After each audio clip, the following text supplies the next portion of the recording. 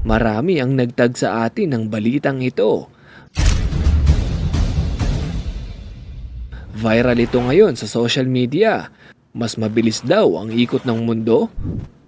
Ano ang basihan ng mga scientist? Bakit nila nasabing bumibilis ang rotation ng Earth? Bakit ito nangyayari? At dapat ba tayong mabahala sa epekto nito?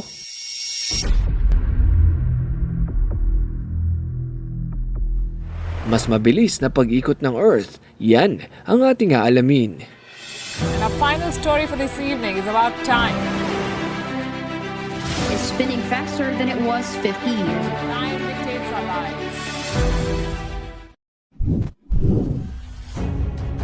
Ang pag-ikot ng mundo ay basihan ng oras at ang bilis nito ay nakadepende sa taong nakakaranas nito. Ayon sa isang kasabihan, bumabagal ang ikot ng mundo kapag malungkot ka, bumibilis naman kapag nai-enjoy mo na. Pero sa siyensya ay walang ganyang-ganyang mga sad boy effect.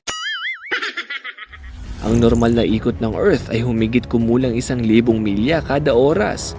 Ayon sa pag-aaral, mas mabilis ang ikot ng mundo noon kaysa ngayon. Ilang bilyon taon ang nakalipas, sinabing 18.7 hours lang ang isang araw kumpara sa kasalukuyang 24 oras. 18 hours lang ang isang araw noon at unti-unting nadadagdagan sa paglipas ng panahon. Mas mabagal ang ikot ng mundo noon dahil mas malapit ang buwan. Pinipigilan ng gravity ng buwan ang pag-ikot ng Earth. Sa mga hindi pa nakakaalam, ang ating buwan ay lumalayo sa Earth kada taon. Lumalayo ito ng 1.48 inches taon-taon. Kasing bilis nito ang paghaba ng ating mga kuko. Wala tayong dapat ikabahala dito mga kapantas dahil hindi tayo tuluyang iiwan ng buwan sa susunod na milyong taon. Talagang loyal sa atin ang buwan, hindi gaya ng ex mo. Pero hindi ang paglayo ng buwan ang nakikitang dahilan ng mga siyentipiko kung bakit bumibilis ang ikot ng Earth. 620 million years ago ay tinatayang 22 oras lang ang mayroon ng isang araw at padagdag ito ng padagdag. Sa kasalukuyan, ang normal na bilang ng oras sa isang araw ay hindi talaga 24 hours, kung hindi 23 hours at 56 minutes lamang. Pero nitong June 29 lang ay napabalita na mas mabilis ng 1.59 milliseconds ang isang araw kumpara sa average. Ito na ang pinakamabilis na araw makalipas ang 50 years. Kinagulat ito ng maraming scientist dahil hindi normal ang pagbilis nito. Sa kasalukuyan, ang normal ay ang patuloy na pagbagal ng Earth kaysa sa pagbilis. Dapat mas bumabagal ang ikot ng Earth dahil sa napakaraming factor gaya ng friction mula sa air movement. Halimbawa ang merry-go-round o roundabout na ito. Kapag pinaikot mo ito ng malakas ay babagal ito dahil sa outside factors gaya ng hangin at gravity. At bandang huli hindi magtatagal ay tuluyan itong hihinto. Ganyan din ang eksplanasyon ng mga eksperto. Normal daw ang pagbagal ng mundo dahil sa mga internal at external factors gaya ng hangin, paglobo ng populasyon, gravity at maging paggalaw ng lupa sa ilalim ay may kaunting epekto rin. Ayon sa kanilang kalkulasyon, ang oras sa loob ng isang araw ay dapat daw nadadagdagan ng 1 segundo kada 50,000 years. Paano itong nangyari nitong June 29 lang?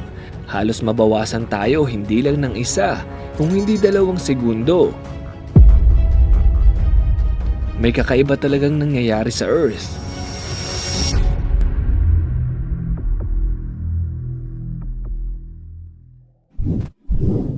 Ito ang tinatawag na Very Long Baseline Interferometry o VLBI.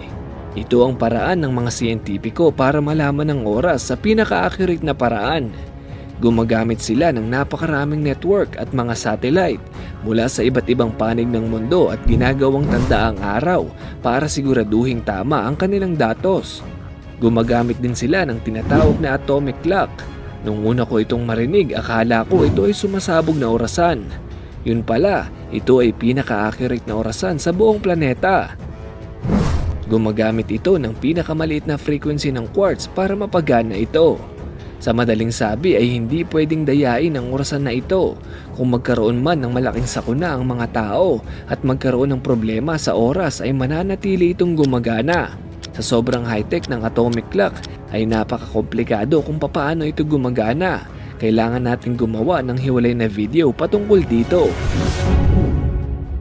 Ito si Graham Jones, isang napakagaling na astrophysicist.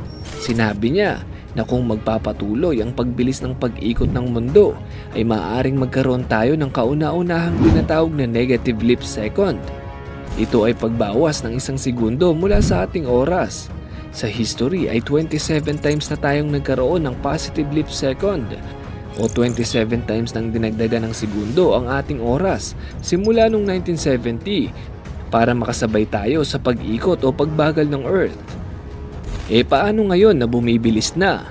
Ang negative leap second o pagbawas ng segundo sa ating oras ay may kaakibat na masamang epekto.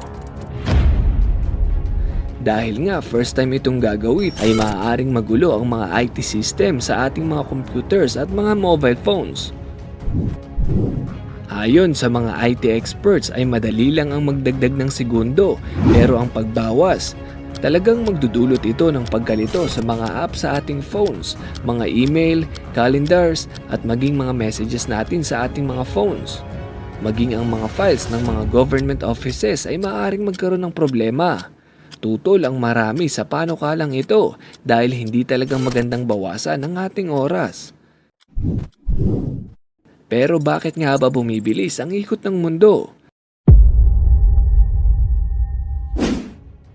Dapat na ba tayong mabahala? Sa kasalukuyang pag-aaral ay hindi pa rin sapat ang mga ebidensya kung bakit bumibilis ang ikot ng mundo. Sinabi sa ilang pag-aaral ay dahil daw ito sa global warming. Ang pagkatunaw ng mga yelo sa North Pole at South Pole ng Earth ay ang nakikita nilang dahilan. Dahil daw bumababa ang mga tubig na ito sa Ecuador at nakakadagdag ng bigat sa gitnang bahagi ng Earth kaya mas bumibilis ang ikot nito. Sa ngayon ay wala tayong dapat ikabahala mga kapantas dahil wala pa itong masamang dulot sa atin. Pero pag patuloy na tunaw ang mga yelong ito ay maraming pwedeng mangyari. Mga tsunami, mga pagyanig ng lupa, pagsabog ng mga bulkan, El Nino at marami pang iba. Dapat nating ingatan ang ating planeta kahit sa maliit na paraan. Talagang nakakamangha kung papaanong nagbabago ang ating planeta sa tinagal nito. Maging ang NASA ay manghang-mangha sa pagbabago ng Earth. Alam nyo ba na ang NASA ay may teorya na tinatawag na Snowball Earth? Ayon sa kanila, bago pa raw magkaroon ng mga hayop at mga tao dito sa Earth, ay nakaranas ito ng Ice Age o planetang puro yelo lang. Pinaniniwalaan nilang may mga microorganisms nang nabuhay noon bago pa magsimula ang mga tao. At ayon sa pag-aaral mula sa Harvard University ay hindi lang isang beses nangyari ang Snowball Earth kung hindi 2 beses. Paano ito nangyari?